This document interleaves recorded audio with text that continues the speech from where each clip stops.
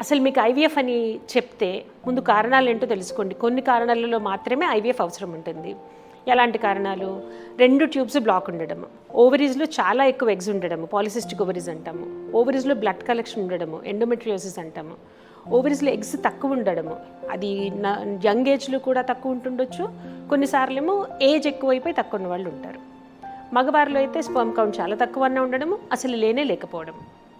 Sometimes ఇవన్నీ కాకుండా చాలాసార్లు ovulation induction tablets procedures like IUI try చేసినా కూడా ప్రెగ్నెన్సీ రాకపోయినా, మాటికి ప్రెగ్నెన్సీ వచ్చి నిలవకపోయినా, and most importantly genetic reasons in the family. కొంతమంది జెనెటిక్ ప్రాబ్లమ్స్ ఉంటాయి పిల్లల్లో.